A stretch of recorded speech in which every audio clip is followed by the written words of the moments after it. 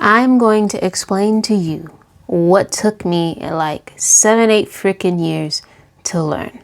And I don't know, less than 10 minutes. I don't see this video being that long, but however long it is, this is how you practice loving yourself. It's not just taking a bath. It's not just saying affirmations. It's not about the nails, the hair, whatever. Okay. You start doing these 3 things, I promise you within a month you'll see a difference. And I want you to come back and tell me how much better you feel. It's going to take work. These 3 things are simple, but it's going to take commitment, and it's going to take believing in yourself and wanting it. But odds are, the beautiful thing about looking up how to love yourself is that the fact that you even looked that up means that you love yourself. Because if you didn't love yourself, you wouldn't bother, you know? So let's get right into it. The first thing to loving yourself is validating your emotions. When we are children, because everything starts when we're kids, sometimes it gets to us later in like a romantic relationship, but most of the time, even that is just a reflection of what happened to us as kids. It is very common for children's feelings to be dismissed. Even simply if a kid falls, a lot of times someone runs over and they're like, oh my God, you're okay. You're okay. Don't cry. You're okay. You're just fine. And what that does on a subconscious level is it cuts us off as children from being able to feel our emotions. Or I'm gonna spin it another real way. I'm Black, right? And if you are also Black, I think you know where I'm going with this. If you're not, then I'm about to fill you in. When I was growing up, I heard things like, fix your face, or I'll give you something to cry about. I was literally required to, whenever I was crying, to end my tears just like that and act like nothing was wrong. I fixed my face. Right. And, stuff like that is normalized with us. And maybe you're not even Black and you've experienced things like that. But it's a great example for how we learn very quickly to disconnect with how we feel in one way or another. We learned that feeling our emotions is not safe, and it stunted our emotional intelligence with ourselves that now as adults, we are so quick to disregard how we feel.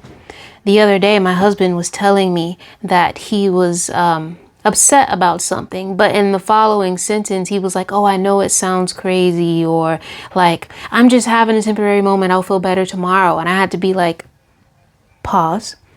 It's okay for you to feel this. Be in this moment with your feelings. You don't have to disregard them. You're safe to feel them. And so learning to validate your emotions of, I'm feeling this for a reason. I always say to myself that there's nothing wrong with how I feel. It's about what I do with those feelings. I am entitled to have whatever kind of attitude I want to have that day within myself. It's okay if someone pisses me off. It's okay if I'm being a little bitch in my mind. Not like a scared bitch, but like a mean bitch. You know what I'm saying? I validate everything that I'm feeling, and what that does is it builds an element of self-trust and self-acceptance. And I feel myself, as the more I do this, integrating lost parts of me. The aspect of me that I thought was bad for feeling anger or bad for being mean, I don't shun her anymore. I'm not walking around here being mean or, like just popping off on people, but like there's no shame about it anymore. And I just accept it for what it is. It's like a cloud passing in the sky, and I don't judge it. Okay. So again, validating your emotions is really going to bring forth that self-trust. And it's really easy to start practicing right now. If you notice certain thoughts or feelings came up with what I was saying, or maybe I said something that you thought was annoying, like feel that. And like really acknowledge it and say, that was annoying, and I feel that, and I accept that about myself, and it's okay to feel that way, right? So moving on to point number 2, I have my little notes here so that we stay on topic. Expanding your capacity to feel. This is basically just learning to sit with your emotions. It's easy to sit with like the lighter things you feel every day, but I am challenging you to sit with the emotions that normally pop up right before you doom scroll. Or if you wake up with anxiety, which is something that I struggled with for a very long time, instead of just jumping to your phone or jumping to get your day started, feel those feelings and sit with them. The analogy that came to me as I was exploring this for myself was, as children, it's like when we're not taught about our feelings correctly. Our emotional cup is only about this big. And so what happens when we feel stress or overwhelm, it doesn't take much. Let's imagine the stress being water. It doesn't take much to fill that cup up. And when that cup is full and it starts to pour over, that's when we disconnect from our bodies, we disconnect from our mind, and we try to get away from the discomfort. But the more you learn to sit with your feelings, the more that cup expands. So it's not that you're getting rid of uncomfortable emotions, because expansion is inclusive, not exclusive.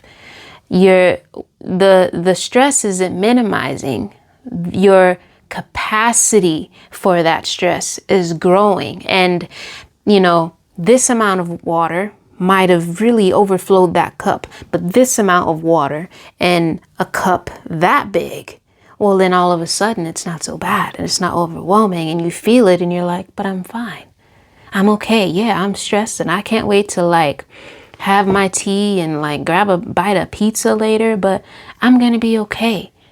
And when you know that about yourself, that increases your capacity for self-acceptance, right? Both of those 2 points we've covered so far are for acceptance, not necessarily self-love, but when you gain acceptance, it's when the self-love starts to creep in. Third point, this is very, very critical. All of them are really important, but this is going to come in handy for those times where you feel like you're spiraling, where you feel a bit out of control, you feel yourself falling back into old stories. And that is practicing and affirming your divine identity. This channel is called the Goddess Frequency because I have put a huge focus in my life about embodying the divine, myself as the creator, experiencing creation. And one of the things that I feel like the conscious community doesn't talk about enough is what self-love really means and applying it. Hang on with me, we're almost done. But I really need to get this point across to you. We like to say that we are the creator experiencing creation when it comes to manifesting and bringing in money and bringing in that relationship that we want and being in control of our reality. But a focal point of the creator is unconditional love. Everything in existence is allowed to be what it is because Source has an unconditional acceptance for all that is. And you are a part of Source. So if you're saying you're the creator, how can you claim that identity without unconditional acceptance of self? You feel me? So that's where those first 2 points come in. But the third point is important, is because when you're falling into those old stories, you have to practice the concept of, wait a minute, I'm getting a little lost in the sauce. I'm just the creator experiencing creation. I do a lot of EFT tapping. And I tried to explain two things at the same time and it got locked up in my brain. I do a lot of EFT tapping, right? When I'm feeling emotions that are uncomfortable. This is part of what validating my emotions and expanding my capacity for feelings looks like. If you'd like a video on this, let me know. I'll happily do it because I love it. I've literally found my stride with tapping. Anyway, I'm getting off the point. Stay focused, Sage. When I tap, I say things like, it's okay to feel anxiety. It's okay to feel this overwhelm because it's just energy. It's just energy. And I imagine like these emotions, literally like I'm like a waterfall or something. And the energy is just moving because that's what energy does. And so in this moment, yeah, I'm experiencing it and I'm letting it flow right through me because I'm the creator experiencing creation and I'm perfect. And this is just energy. And if you can really anchor into that identity, baby, like this is a powerful combination right here. I'm giving you the keys to the gate to heaven. Heaven in here, and heaven out here, because as within, so without. So the 3 points, that was it. Oh, we went right over 10 minutes, but close enough. The 3 points are validating your emotions. When you feel things, honor them. Don't dismiss them. Don't judge them. They're valid and they're there for a reason. Number 2, expand your capacity to feel. Practice sitting with those uncomfortable emotions and look at it as like a muscle, toning your ability to sit with discomfort. And number 3, practicing and affirming your identity. You're God, you're source, you're the universe.